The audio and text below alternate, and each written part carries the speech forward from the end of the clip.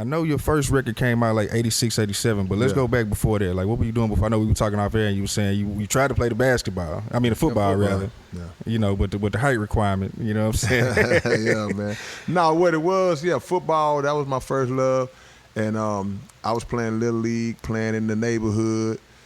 Thought I was gonna be a wide receiver. Thought I was gonna go to the NFL and all that. But when I told you, when I tried out, I got cut. So I got into music full time. I started writing raps in '83. I was 13 years old. So y'all can do the math. You talking about '83? So you saying like this is like the first Run DMC record is coming out and now? Yeah, the first Run DMC dropped in '83, but I was a fan of rap back when Sugar Hill and all that. That's like 79, 80. Right, Curtis Blow, the breaks. So you caught it early. You caught it. Yeah, they snatched me up. Like when I first heard The Message, Grandmaster Flash, Furious 5, Curtis Blow, and Sugar Hill Gang, Rapper's Delight. Them was the three that got me. You talking about 79, 80. But I'm 9, 10 years old at the time. So I'm memorizing it. I knew all the words, all that stuff, but I wasn't thinking about doing it myself until, like, say, maybe 3 or 4 years later. I wrote my first rap in '83. Went to middle school in 84. What middle school you went to? Thomas and Albert Thomas, okay. And I had a rap battle. I had my first rap battle in '84 with one rhyme. Thank God I won with that one. I knocked him out with one punch, bro, because I ain't had no more punches. But after that, it was over. After that, I fell in love with it. So yeah. So tell me, you do the Real Chill. Tell me about Real Chill. That was '86. Yeah, when I got to high school, two of my homies, well, they weren't my homies at the time, but we got cool. It's like everybody was in there rapping, and we just bonded. My homie GT and my homie Preppy J, and we just started a group called Real Chill. And I was riding through McGregor Park one day with my dad, and he was like, "Man, what you want to do? You ain't playing the football or nothing like that no more." I was like, "Nah." I said, "Man, I want to rap. I want to put a rap record out." And his money was long at the time, doing to get that street money. And he was like, "Okay, let's do it." It was that simple. It was just like, "Let's do it." And I was like, "For real? Okay, like for real, we gonna do it?" And I ain't know the first thing about it, but we did it. And he put all the bread up, and me and Keisto was at the studio. I recorded the record at Sugar Hill, and because we was trying to get Bushwick before we did the Bushwick interview, and I was telling Keisto, I was like, "Man, this the first studio. This is where I recorded my Sugar first Hill been record." around that long? Yeah, man, Sugar Hill been around before that, because you had cats like Freddie Fender and all them recording in Sugar Hill. But we went in there, made the record. And at the time we put it out was like in '87. All we pressed up was vinyl, with no CDs. It was cassettes, but all we pressed up was vinyl. And when I tell you, we probably had a freaking warehouse full of vinyl pressed. We didn't know no better, We just got all these records stacked up and didn't know what to do with them. No plan or nothing. No plan or nothing. But we had a couple of guys that came in later that was, they knew marketing and promotion and all that.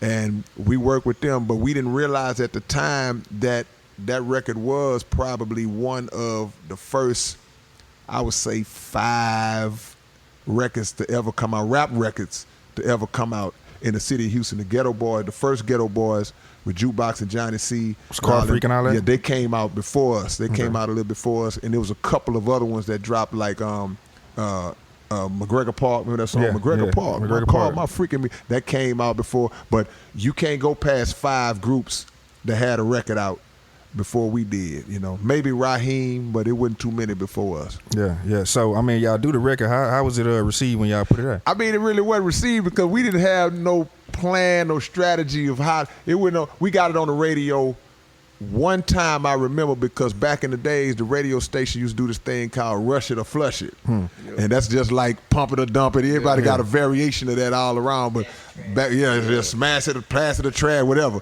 But they had Rush It or Flush It back in the days, and we somehow got it to the radio station to get on Rush It or Flush It. And boy, we was scared as hell.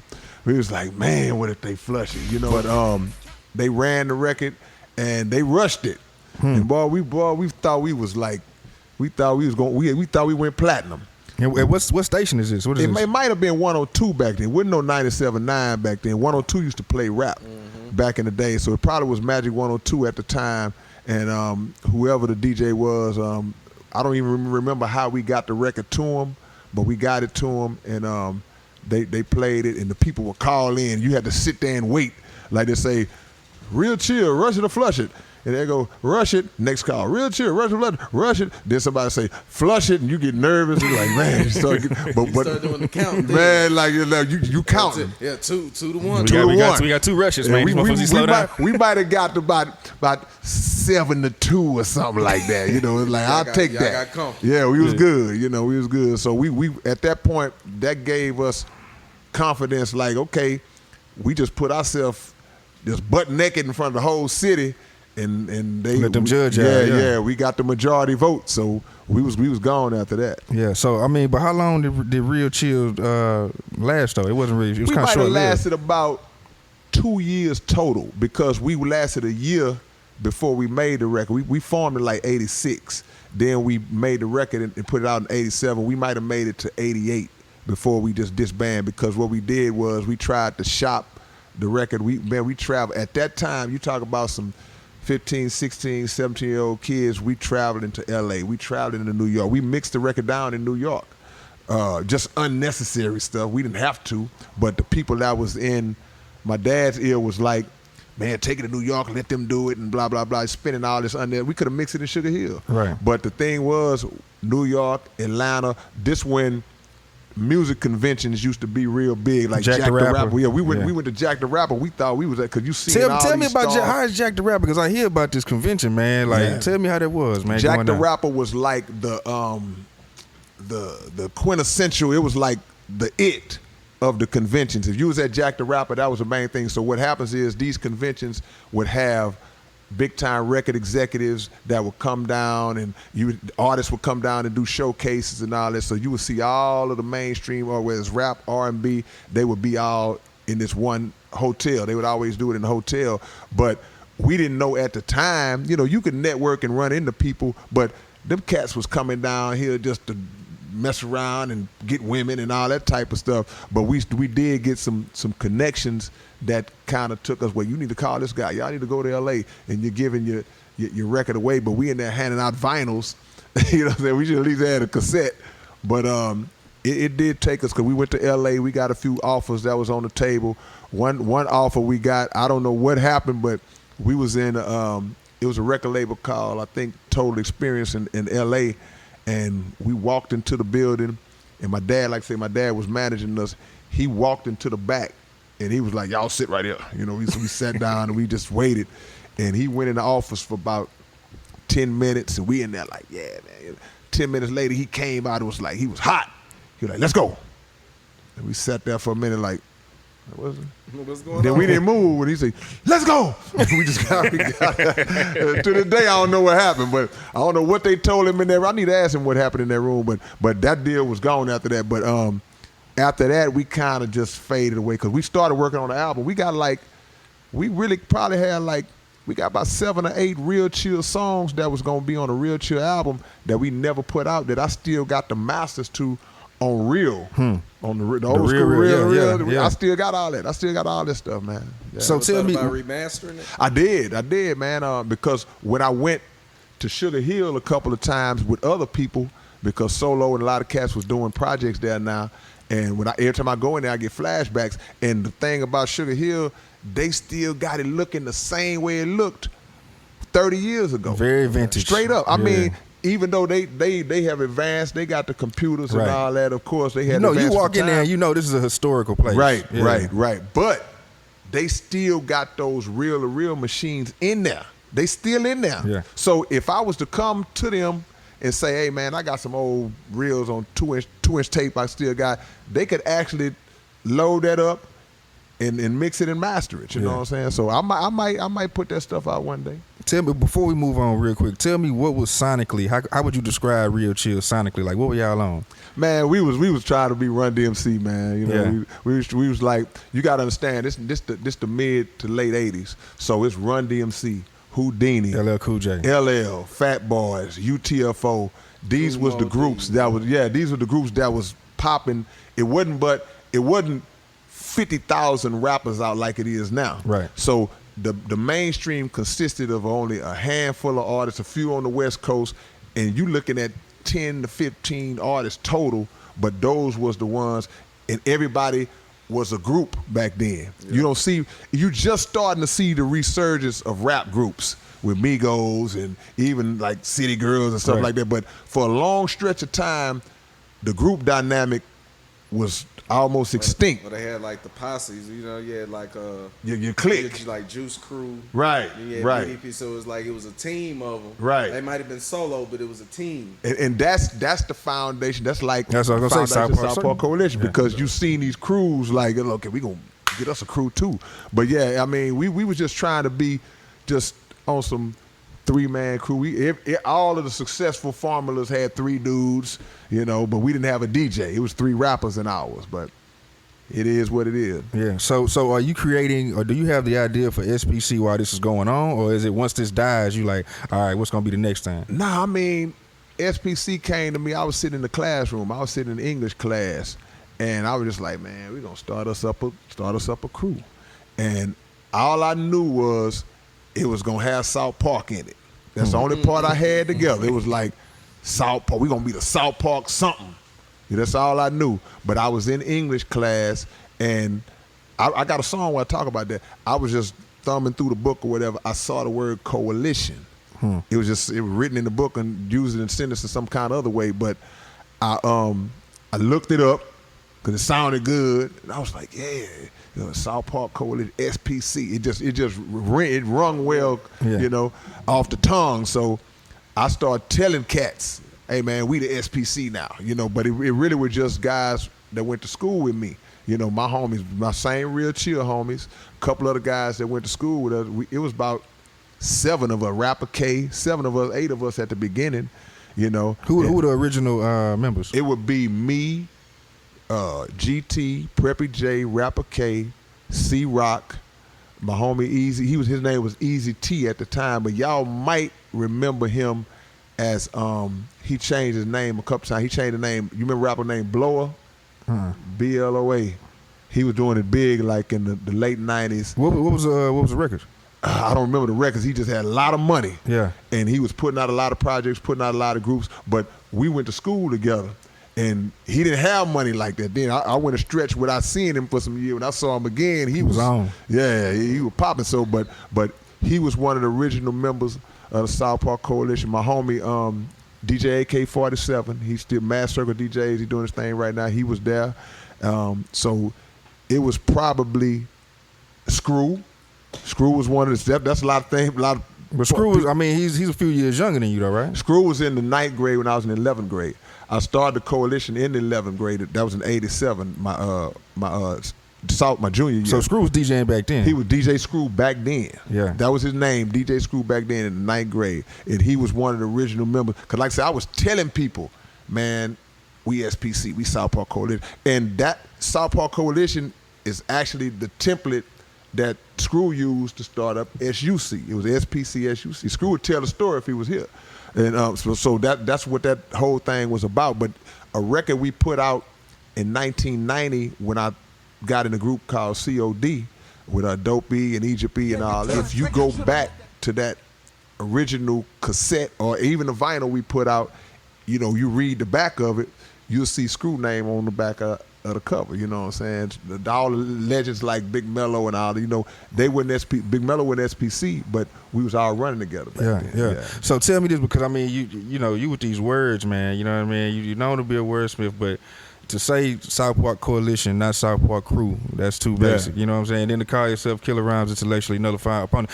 Where does this come from? Like, is this something you always went into? The Killer Rhymes Intellectually, that part came later. I created that acronym later on in my development. My first acronyms for my name, they was like on some nursery rhyme stuff. I can't even remember what it was, but I had one that was keeping rhymes in numerical order.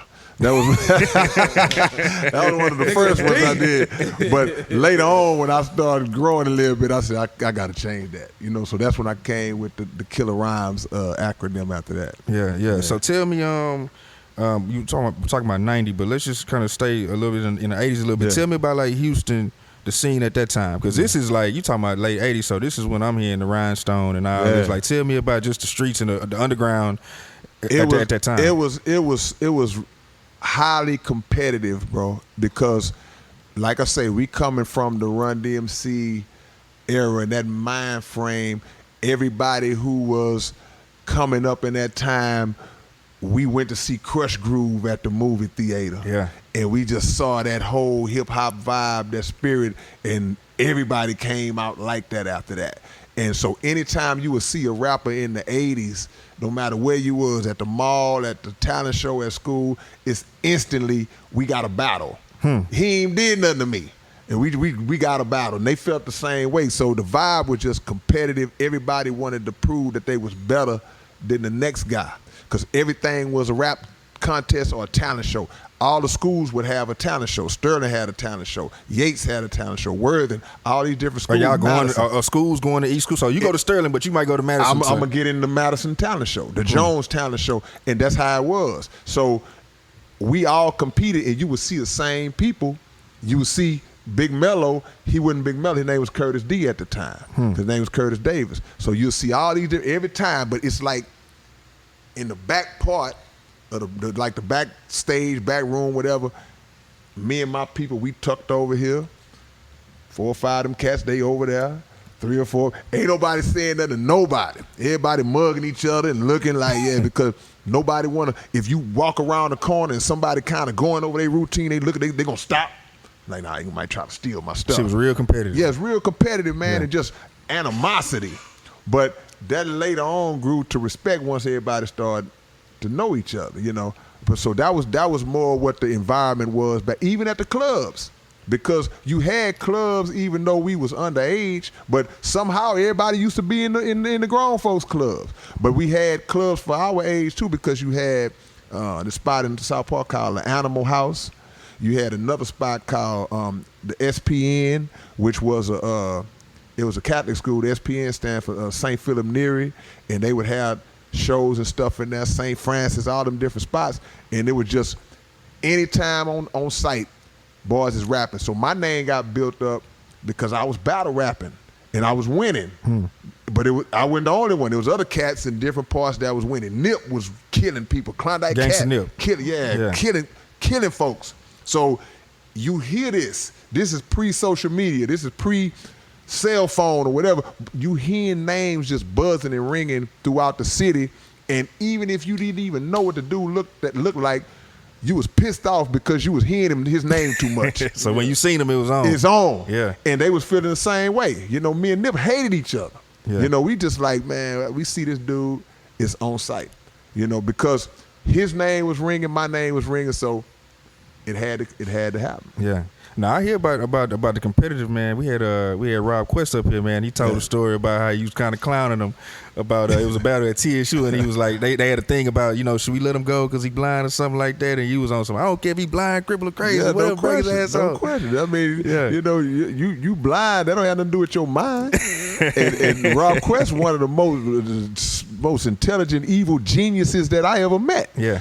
So that's the thing. It's like people tend to try to handicap a person who maybe already dealing with a so-called perceived handicap. It's like, nah, let him do what he do. Yeah. It's plain and simple. It's like when you playing basketball, a guy might come out there. If you an old man and you get out there with them young, we finna dog you because you shouldn't have came out here.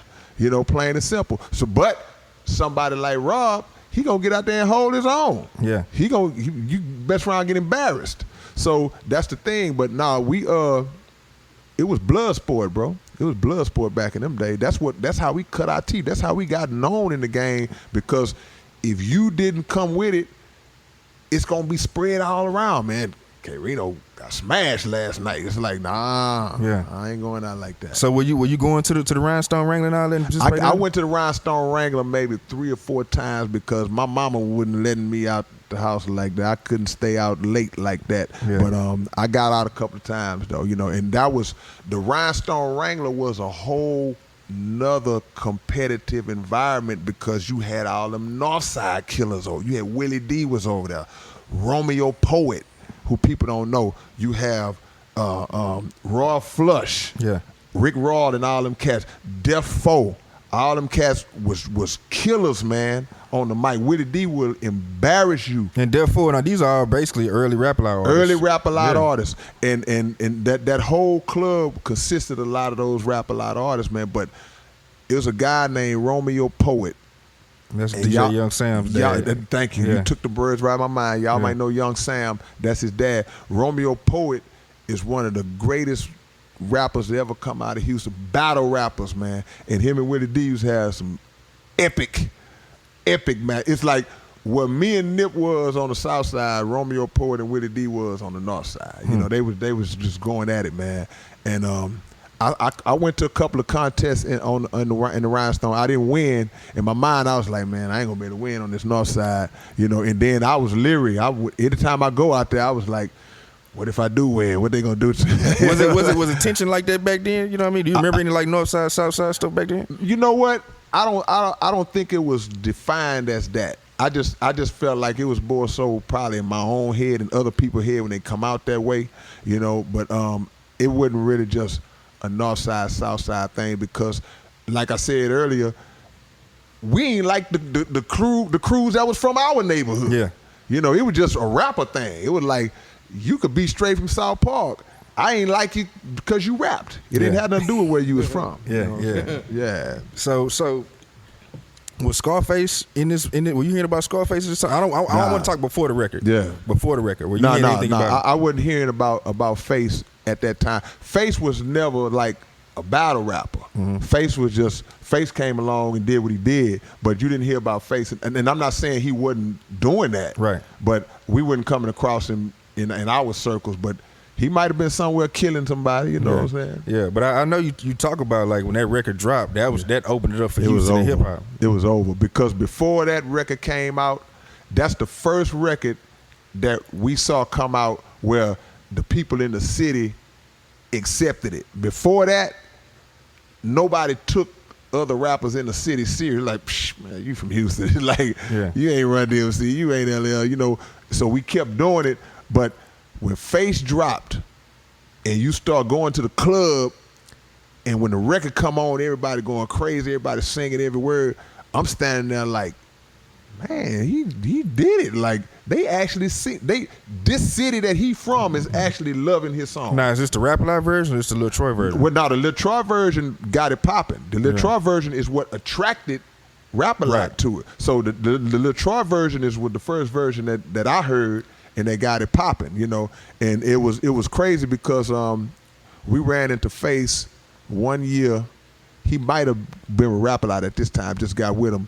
And remember Kids Jam? KTSU? Yeah. That's another just iconic, you know, staple from the 80s where you had Wicked Cricket and Lesser Sir Pace and Jazzy Red, and he changed the name to OG Style, but he was Prince Eazy-E back in the days until Eazy-E from NWA came out. He changed the name. But we was doing an interview at KTSU at Kids Jam one day, but Face was up there at the same time. The first time I met Face. And, you know, I tried to battle Face, but he didn't want to battle me, you know what I'm saying? Because, and back then, my thing was all about supremacy. I'm trying to prove this dude got a hot record. I'm gonna beat him in a battle to show that I'm better than him. Right. But looking back, that was like, that's just he was playing a different game. He was playing a different game. Yeah. His mind was like, dude, I'm doing shows, I'm making records, I'm traveling, and I'm just starting. You still out here in the neighborhood trying to prove you can out-rap this guy, and it's not profiting you none. But he was like, and he didn't say like he didn't want to battle me like he was scared. He was just like, hey, come on, dude, I'm here. I'm not even. And I'm like, I'm riding away like, oh, he must have been scared. Like, nah, he wasn't scared. I still don't get it. I still don't get it. It's like he on another level. He's like, dude, this ain't what I do. You better figure out how to get in this arena and get this money and make an impact out here. Yeah. And it hit me years later. I was like, oh, okay, that's what he know. He was ahead of the game. Yeah, he's ahead of the game, you know. Yeah.